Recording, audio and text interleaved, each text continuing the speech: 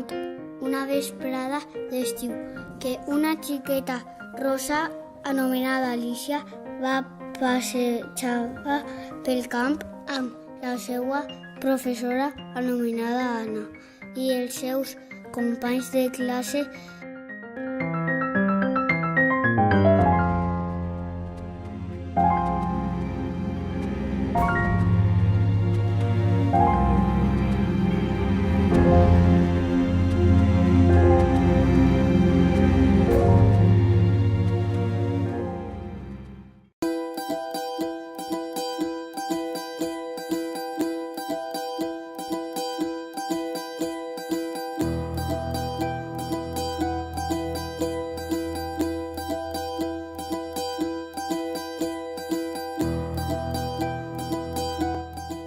Feia calor i Alicia va dir: Uf, asseguem-nos tots junts sota l'ombra d'aquest arbre a descansar.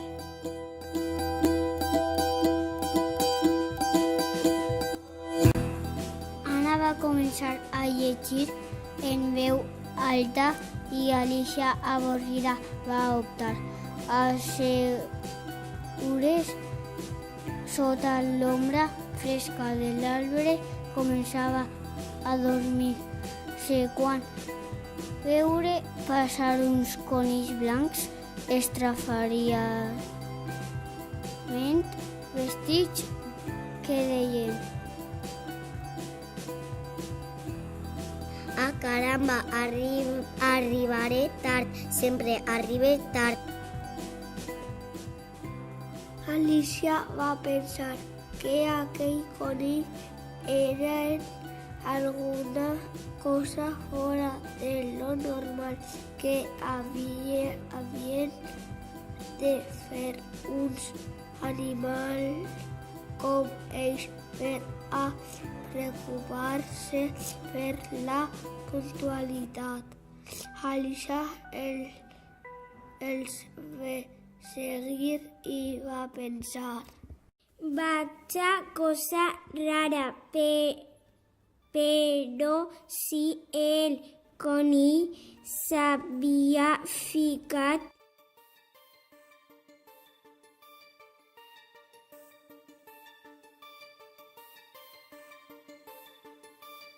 Alicia va despertar i es va adonar que estava en una sala plena de tauletes repletes de dolços i conillets botant al voltant. Alicia mira bocabadada i va veure una ampolla que deia: veu-me.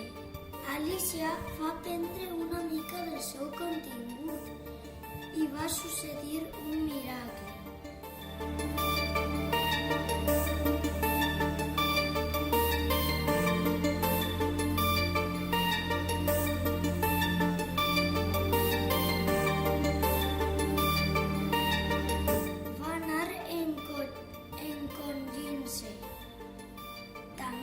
Va descobrir una clau sobre una taula.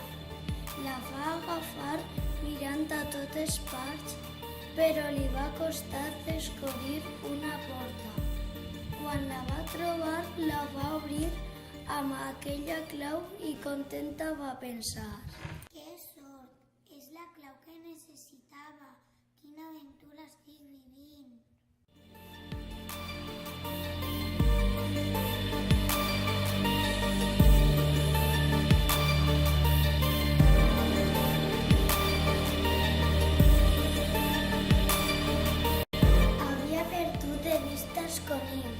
Però davant els seus ulls apareixia un magnífic jardí amb una caseta al fons i animals i plantes al voltant d'ella.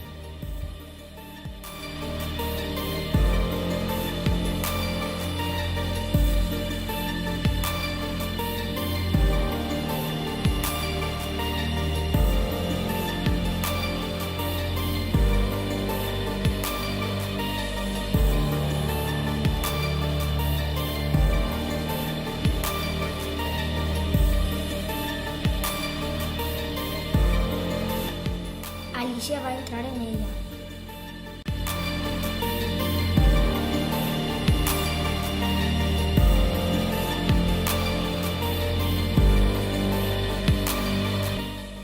Sobre la taula va trobar un apetitós plat de fruita. En quan ho va provar, va començar a créixer i créixer.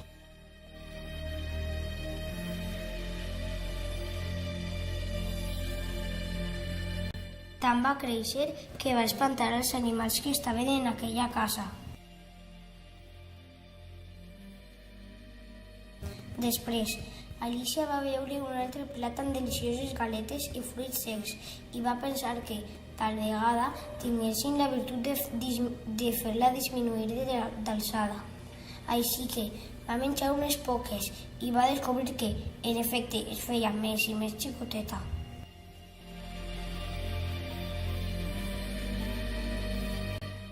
En aquell moment, la resta d'animals que quedaven en la casa es van espantar també.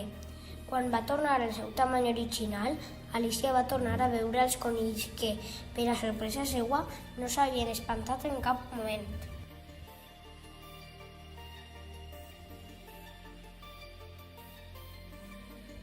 Els conills van eixir corrent. Alicia va anar darrere d'ells, però després es va perdre de vista.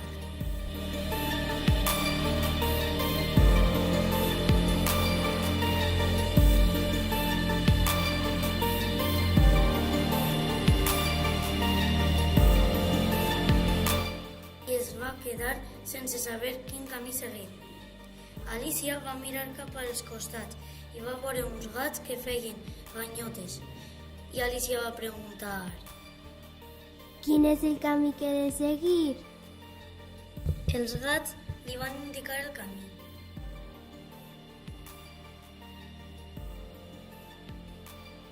Més endavant, Alicia va trobar a les llebres i als sombrerers prenent el te amb els esquirols que dormien sobre la taula. Estaven celebrant el 9 aniversari. Alicia pensava que per allí tots estaven bojos de lligar.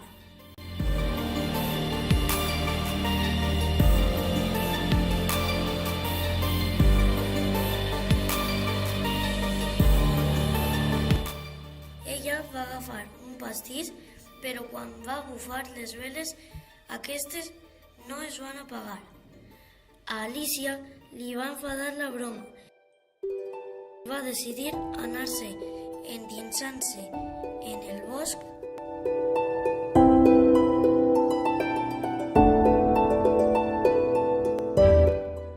Allí va trobar a dos homenots molt grossos i tan immòbils que no semblaven vius. Eren Patachunta i Patachun.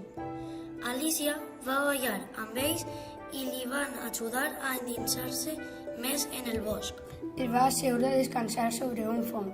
Alicia va veure passar un cuquet anomenat Gribo, somrient, i es va dirigir a ell. Alicia va pensar que ell podria indicar-li el camí adequat. La resposta de Gribo va ser: Així tots els camins porten a la reina. Així doncs, ell li va aconsellar que no enfadara a la reina perquè si no hauria d'atenir-se a les conseqüències. Alicia va seguir el seu camí. Poc després va descobrir una cosa que li va sorprendre molt. Va veure tot un exèrcit de cartes de baralla, les quals eixien caps, braços i cames. Alguns d'ells es dedicaven a pintar de roig les roses blanques.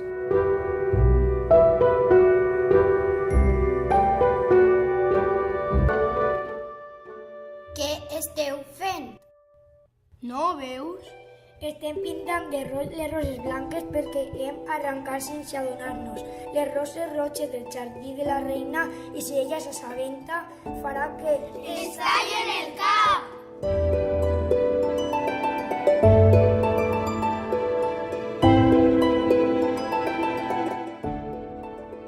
Qui és la vostra reina?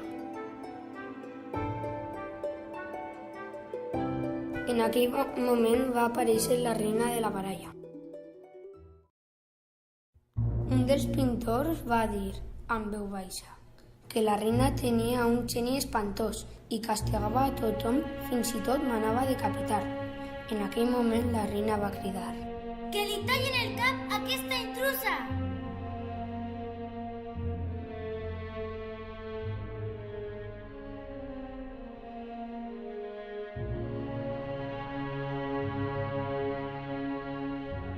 Va ser presonera i portada davant del tribunal president per la terrible reina de la baralla.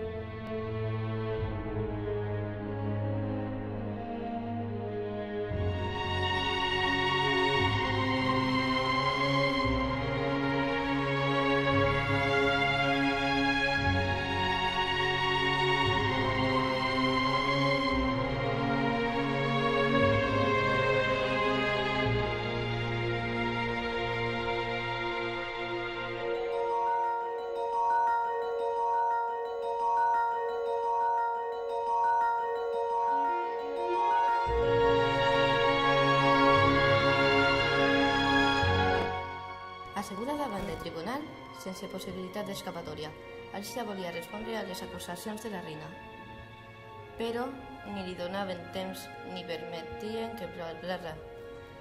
La van qualificar invasora, de voler usurpar el tron, en fi, 1000 coses.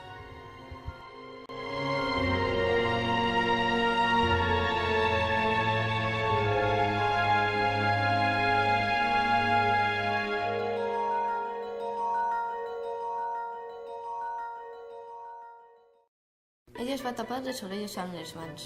De sobte, amb un gran esforç, Alicia es va alçar de la cadira i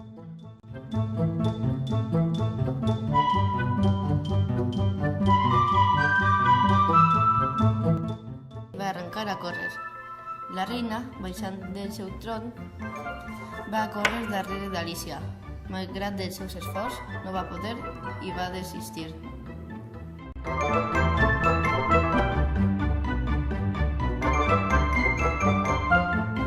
Alicia seguia corrent i de sobte va escoltar a la seva professora Anna, que amb una veu suau i carinyosa li va preguntar: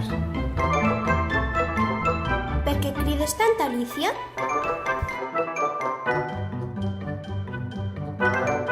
I Alicia, alleujada, va comprendre que havia patit un terrible malson.